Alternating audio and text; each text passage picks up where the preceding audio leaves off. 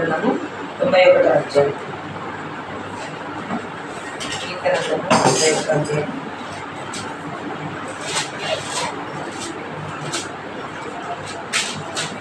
మొదటి నుంచి 4వ వచనం చెప్పి. మహోన్నతుని చాటున నివసించువాడే, సర్వశక్తిని నీడను విశ్రమించువాడు. ఆయనే నాకు ఆశ్రయము, నా కోట. నేను నమ్ముకున్న నా దేవుడని నేను యెహోవాను గూర్చి చెప్పుచున్నాను. వేటకాని ఉరిలో నుండి ఆయన నిన్ను విడిపించును. నాశనకరమైన తెగులు రాకుండా నిన్ను రక్షించును. ఆయన తన రెక్కలతో నిన్ను కప్పును. ఆయన రెక్కల క్రింద నీకు ఆశ్రయము కలుగును.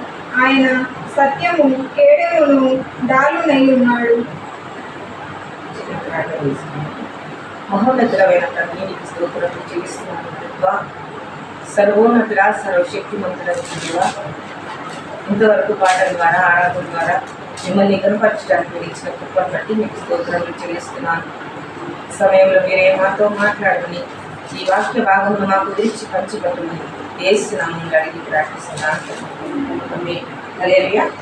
ఏమైనా దేవుని బిడ్డలారా, ఈ 91వ కీర్తనలో ఆయన కృపను గురించి మనము చూసుకోబోతున్నాం పిల్లరా.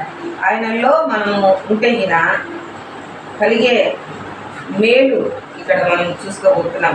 మహోన్నతిని చాటున నివసించువాడే, సర్వశక్తిని నీడను విశ్రమించేవాడు. ఆయనే నాకు ఆశ్రయము, నా కోట. నేను నమ్ముకొని నా దేవుడని నేను యెహోవాను గురించి చెప్పుచున్నాను. ఈ మాటలు ఎవరు పలుకుతున్నారంటే 90వ అధ్యాయంలో మొదట్లో చూసుకుంటే దైవజనుడైన మోషే చేసిన ప్రార్థన. మోషే గారు ఈ మాటలు పలుకుతున్నాడు అన్నమాట. మహోన్నతిని చాటున నివసించువాడే, సర్వశక్తిని నీడను విశ్రమించువాడు. అనగా ఈ లోకంలో ఒక బిడ్డ తల్లిదండ్రుల పైన ఆధారపడుతుంది, ఇంకా ఒక భార్య భర్త పైన ఆధారపడుతుంది.